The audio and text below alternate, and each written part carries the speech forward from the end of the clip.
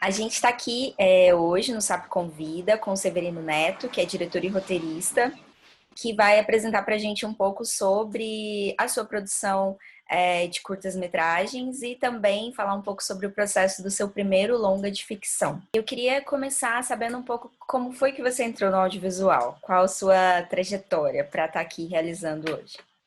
Eu acho que não tem eu não tive digamos que uma escolha racional, né? As coisas foram meio que acontecendo na faculdade e tal. Aí aconteceu uma pós de cinema, muitos anos aqui, eu acabei entrando e sempre gostei e tal. E acabei testando meu primeiro curta-metragem, foi lá em 2012, a gente ganhou um edital e acabamos rodando o primeiro curta, né, testando, enfim, e aí eu falei, peraí, interessante isso, né? E aí deu um tempo, acabei testando alguns outros curtas e em 2015 eu escrevi meu primeiro longa, né? E testei, ó, acho que funciona. Acabei entrando num edital num lab chamado Ibermídia, lá em Madrid, né? Fui para Madrid, fiquei alguns meses lá desenvolvendo esse roteiro. Na volta, rodei mais um longa documental e rodei um curta também, nesse processo de desenvolvimento do longa e de captação desse longa.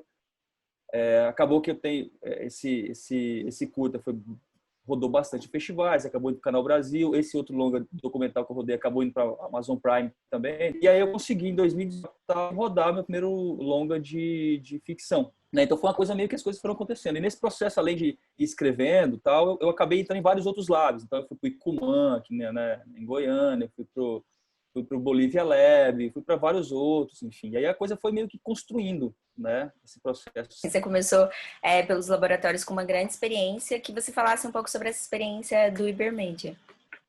Foi incrível, assim, foi sendo um pouco clichê, né? Foi um divisor de águas mesmo, porque apesar de ter feito uma pós em cinema, né, que vieram grandes nomes para cá, Josito, Capovilla, Zé Carvalho, Darim, enfim, você não tem uma noção, não é uma pós muito específica em roteiro ou direção, digamos que um panorama sobre o audiovisual, né, sobre o cinema principalmente. Então você não tem muitas, aqui em Cuiabá principalmente, você não tem muita escolha, você não tem um mercado que te prepara, você tem que buscar fora, né? Você tem que, de alguma forma. Tem muitos baitas profissionais aqui, assim, tem muitos grandes profissionais aqui, mas que também buscam fora. E aí consegui entrar num lab internacional, né? Assim, os principais ou o principal lab da América Latina. Então são todos os países da América Latina, mais Portugal, mais Espanha, né? Então foram, na época, acho que foram uns 1.400 roteiros e foram 3 do Brasil, o meu foi um deles. E você ficar imerso, né? 2 meses, tipo um mês eu fiquei com carinha Yus, né? Ele rasgando meu roteiro, me dando pancada, né? E se desesperar, meu Deus, sabe? Quero voltar, não dou conta de fazer isso. Enfim, um processo de construção. E no outro mês eu fiquei com o Tomás Aragay também, que é um baita roteirista catalão, né? Até brinco que estava passando na época, era o Truman, né? Tava passando no cinema. Eu fui assistir Truman, depois eu fui discutir o roteiro de Truman com o próprio roteirista. Então, imagina, olha a experiência, né? Então aquilo me deu um subsídio e um know-how mesmo de entender um pouco mais a narrativa audiovisual, do roteiro principalmente. Então foi incrível. Então eu estava imerso lá com 20 sul-americanos, né? Todos os países, mais espanhóis, enfim.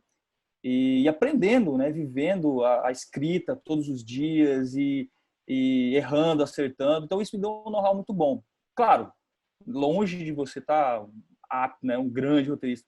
Mas eu voltei e consegui fazer mais alguns script documents para rodar o filme, e aí rodei o filme com um certo, digamos, com um pouco mais arredondado. Acho que no 7º, 8º tratamento eu consegui rodar ele já mais encorpado, digamos assim, né, profissionalmente. Mas a experiência assim, experiência de lab é incrível, porque é sempre uma grande escola, né? Não só de aprendizagem, mas de network mesmo, de possibilidades. Eu acabei de ser selecionado, fiz um lab do Novas Histórias, do CS São Paulo também. Foi outra baita experiência, com o meu terceiro roteiro de longa. Foi outra baita experiência. Então você se encontra coisas, você percebe coisas no seu filme, você vê pontos de vista de grandes roteiristas assim que você não percebia. Então é sempre uma grande escola. Né? Eu aconselho a fazer, acho que o resto da vida, tanto que você puder fazer, vale, assim, sabe? Eu queria que você falasse um pouco sobre o processo do longa, por mais que você começou, né, falando sobre o... Mas como Sim. foi a ideia? o financiamento, conquistar os parceiros, até, enfim. Isso, eu tinha rodado uns 2 curtas de ficção, né? Mas essa curta escola, né? Para mim, curta foi uma grande escola de aprender a lidar no set, aprender a entender, montar, enfim. Eu já tinha vindo de 2 curtas de ficção e tinha vindo de um curta documental, né? 2 documentais também. Eu vi documentário, eu sempre gostei muito de documentário, né? E Mato Grosso, enfim, tem histórias assim incríveis e tal. E eu tinha ganhado um edital também, acho que foi o primeiro de arranjos regionais municipal que fizeram. E aí com essa graninha, ó, graninha super pouca, e tal, a gente percebeu que esse curta daria um longa. Então aí a gente viajou para o Chile, fiquei vários dias no Chile, Brasília, São Paulo, aqui em Mato Grosso, e a gente conseguiu formatar um longa. E aí, na época, a Amazon Prime gostou e aí tá lá. Então, se quem quiser assistir, é um Sísmico, né? Com uma história meio...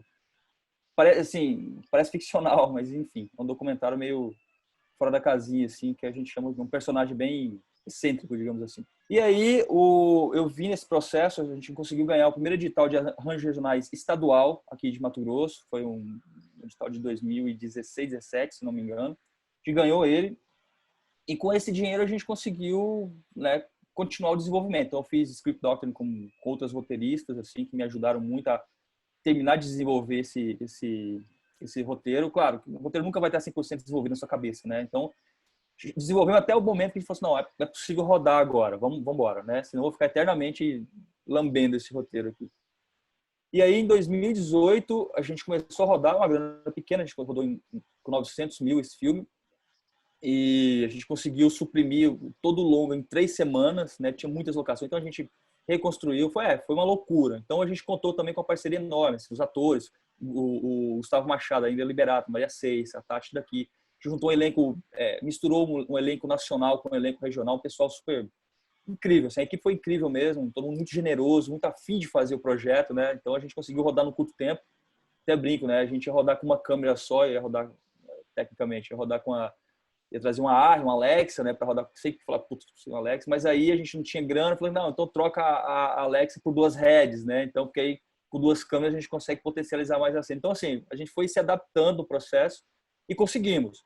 Só que nesse meio tempo, a minha produtora, uma das produtoras executivas, que é a Bárbara Varela, que é a minha parceiraça, assim, ela junto com a Diana, a Juliana Moro, também, que foi diretora executiva e é distribuidora do filme, a gente conseguiu ganhar um edital nacional também de finalização. Então, quando a gente terminou de rodar o filme, a gente já tinha uma grana para finalizar. Então, tudo coincidiu. E aí eu consegui finalizar, fui lá para o O2, né? Tive essa experiência também de entender como é que funciona o processo. Finalizei lá, fiz a cor lá, fiz grandes amigos lá, inclusive a colorista, a parceiraça minha hoje, assim, sabe? Então, foi mais ou menos esse processo. E a gente conseguiu lançar, acho que final do ano passado. Ele estreou no Mix Brasil, lá em São Paulo, depois foi para Brasília, aí foi para o Infinito agora, que é o Festival de Cinema Brasileiro de Miami, de Nova York, aí foi para o Los Angeles, no Brasília, Los Angeles, no Festival Brasileiro de Los Angeles, enfim, está percorrendo aí. É o primeiro filme, né? Assim, é uma coisa que a gente está no processo, mas ele está ganhando um corpo. E acho que estreia, se der tudo certo, né? Se a pandemia deixar, ele estreia agora esse ano, em 2021, nos cinemas, enfim, né? E segue a carreira de VOD, essas coisas todas. E aí, eu queria que você falasse um pouco desse ano maluco que a gente está vivendo. Você acabou fazendo muitas coisas, assim, né? Então, Muitas. e eu queria que você falasse um pouco sobre isso, falasse um pouco sobre a sua participação num projeto colaborativo, Pandemos, e Uhum. distribuição dos seus curtas, né, gratuitamente, enfim, como foi Isso. todo esse processo. Assim, a gente não pode falar que o ano foi bom porque, né, a gente teve foi um desastre, né? Foi uma pandemia global, assim, uma coisa absurda. Mas aquela velha história, vamos tentar ver como é que foi o seu lado positivo. O lado positivo, acho que foi, principalmente aqui em Mato Grosso, foi essa chancela de que o home office funciona, né? O online funciona. Então, pelo lado positivo, eu consegui participar de muitos cursos, fazer labs online. Uma coisa que dificilmente eu conseguiria. Eu teria que ir para São Paulo, teria que ir para o Rio de Janeiro, teria que ir para fora do país. Consegui, então, eu participo de várias palestras de Sundance online, né? Coisa que não tinha antes. Estou falando com você online, dificilmente a gente teria que ir para Goiânia, enfim, várias coisas. E isso me abriu várias portas, inclusive no meu trabalho. Eu sou publicitário, sou redator publicitário, né? Inclusive no trabalho, que a gente ficou todo mundo home office, então eu conseguia trabalhar online? E a gente trabalha muito mais online, né? Mas a gente consegue produzir mais. Então eu ganhei o segundo edital de arranjos regionais aqui, no meu segundo longa. Então a gente está no processo de tentando trazer o dinheiro. Espero que até o final do ano eu consiga que esse dinheiro caia para rodar, começar a produzir meu segundo longa já, a produzir meu segundo longa já no primeiro semestre do ano que vem. Eu consegui escrever uma série, né, assim, que está na mão de algumas pessoas em São Paulo, estão tentando também, e eu fiz o segundo MT Lab aqui com essa série, consegui desenvolver bem, tá, né? Consegui escrever meu terceiro longa, consegui entrar nesse lab de São Paulo com, imagina, Lucas Paraíso, Carolina Jabor, imagina, as pessoas da pesada, né, que viram meu projeto, a gente debateu muito sobre isso. Então, assim, as coisas andaram muito bem. E eu recebi um contato, eu tenho um amigo meu que mora no Canadá há muito tempo, trabalha com cinema lá, e ele me ligou um belo dia e falou, Neto, tem uns argentinos, amigos meus aqui, com um projeto muito legal, e eles estão atrás de pessoas no Brasil que possam ajudar eles. Aí, enfim, rolou esse contato, eles me ligaram, né? São dois argentinos baita, são gênios, assim, né? Os caras são publicitários, mas trabalham com cinema também, enfim. E aí eles tinham esse projeto do Pandemos, que era um projeto sobre a pandemia de curtas no mundo inteiro. Então eles já tinham curtas dos Estados Unidos, da Inglaterra, já tinham curtas da própria Argentina, do Chile, nos Estados Unidos, de alguns estados, enfim, vários curtas. Ele falou, Neto, você não está afim de produzir alguma coisa, da gente entrar nesse processo? Até o Larraín tem um projeto parecido que está no Netflix, né? Foi claro. Então eu escrevi um roteiro em parceria junto com o Diego lá, e aí a gente acabou rodando. Chamei esses parceiros meus da Moleira, que é o Rafa, a Thaísa, o Marcos, e a gente acabou escrevendo um curtinha, rodamos um curtinha tal, e entrou no projeto. Então tá lá no Pandemos Project, lá no Instagram deles. Esses curtas começaram a entrar em festival, entrou em Soria agora, tá entrando em vários outros festivais. Então, assim, acabou que foi um ano bem produtivo para mim, nessa perspectiva. E além de outros processos que eu estou escrevendo também, né? Já estou com outros projetos em maturação, em desenvolvimento, né? Então a coisa foi bem produtiva, assim, apesar dos pesares. É engraçado que pra gente, que está, digamos assim, no coração do Brasil, né, democratizou muito, né, assim, o acesso Exatamente. foi um ano, é uma coisa que é a se pensar, né, para as coisas continuarem de repente híbridas, porque realmente foi uma democratização de acesso de conteúdo, de Sem dúvida, eventos, participar de evento sem na dúvida. França de casa, assim. Exatamente, assim, eu acho que é uma coisa tão óbvia no século XXI, é uma coisa que já devia ter acontecido muito antes, mas parece que as pessoas não. A gente sempre precisa de um pavio, né? De um start, assim. E acho que essa pandemia, criou a necessidade e a gente percebeu, peraí, mas é tão óbvio, por que a gente não continua fazendo isso? Eu acho que não tem volta. Principalmente para os grandes players, né? Para as pessoas que estão buscando alguma coisa fora do eixo e entendendo que a vida inteligente fora do eixo e é muita coisa interessante acontecendo. Então, eu fui para o Macapá um tempo atrás também, na Zona das Artes, participar, então é incrível. Então, a gente tem essa coisa de estar sempre ligado ao eixo, né, ao Sudeste, mas esquece que o Norte é riquíssimo. A gente está sempre ligado à Europa, aos Estados Unidos, mas esquece que aqui tem a Bolívia, tem o Paraguai, tem a Venezuela, tem coisas incríveis acontecendo. Então, eu estou com um foco meio nisso. As minhas histórias são locais, mas que tem uma perspectiva global, né, o velho e bom local, né, e com as histórias daqui, da nossa região mesmo, assim, coisas interessantes que abram, e as pessoas estão interessadas nisso, né? Eu percebi que as pessoas querem ver o que está acontecendo nesse Brasil desconhecido, né? Que Mato Grosso, Goiânia, Goiás ainda está um pouco adiantado, Brasília, né? Nesse cenário, mas Mato Grosso não, né? A gente está anos-luz, então, e tem muita gente fazendo coisa boa, muito profissional bom, muito roteirista bom, então, assim, acho que democratizou de fato e abriu os olhos, né, aos poucos, né, uma coisa que tem um caminho enorme pela frente. Acho que a minha trajetória eu estou engateando ainda, mas estou engateando, né? Estou ascendente, engateando de uma linha ascendente. Espero que, enfim, que em pouco tempo a gente consiga mostrar esse trabalho, que o sonho sempre é sobreviver e viver de audiovisual, nem de cinema, de audiovisual, né? Que contemple o documentário, as séries, enfim, né? A gente trabalha no mercado publicitário e vários outras profissões, mas a gente quer viver disso, sobreviver disso. É possível, né? Principalmente agora, com o online. Você pode participar de uma sala de roteiro daqui, né? Você não precisa viajar. Então, enfim, vamos ver o que acontece. A gente está na batalha aqui, né? Para fazer meu primeiro filme, a Batalha de Atividade, está nessa batalha constante aqui para conseguir. Que, só para a gente finalizar, eu acho que você desse uma dica para quem não está engatinhando ou caminhando, que eu acho que você já está caminhando bem. Porque as coisas estão mais difíceis, né? A sua Sem trajetória, dúvida. inclusive, ela tem muito a ver, até da minha própria produtora e Goiás, o crescimento tem muito a ver com as políticas públicas que a gente vinha vivendo, né? A partir de agora, a gente tem um rompimento. Então, é uma trajetória, um caminho um pouco mais difícil para quem ainda não está andando. Mas qual seria a dica, assim, né? Ah, se alguém souber, me fala também. Que eu... Assim, não tem dúvida, é um período meio barra pesada que a gente está vivendo, né? Assim, porque graças às políticas públicas que a gente consegue democratizar, que a gente consegue... imagina, é o segundo edital de arranjo regional, já era para a gente estar no quarto edital já era para a gente estar falando de editais de 10, 15, 20 milhões, né? A gente está falando do segundo edital, que é um baita edital de 6 milhões, mas mesmo assim já era para a gente estar muito à frente. E para a gente conseguir tirar essa grana da Ancine agora, receber o devido, tá uma novelaça, assim, né? No bom sentido. No mau sentido da novela. Quando a gente fala novela, parece que é pejorativo, mas não é. Então, assim, não tenha dúvida que é um retrocesso, assim, muito forte, assim, né? Porque parece que quem trabalha com cultura no geral, né? Eu vou falar da minha área que é audiovisual, viramos inimigos, né? Assim, do governo, inimigo da população. Parece que a gente e não, meu Deus, né? A gente está na tentativa de sobrevivência mesmo e falando básico, né? Tanto de emprego que isso gera. O meu filme, meu primeiro longa, diretamente ele gerou emprego para mais de 200 pessoas, indiretamente mais de 300 pessoas, né? Um longa curto de 3 semanas com pouca verba. Imagina se isso fosse uma constante.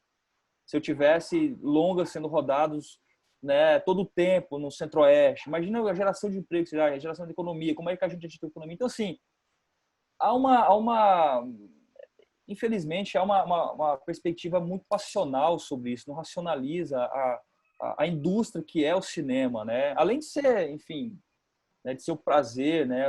Acho que a vocação de muita gente é negócios, né?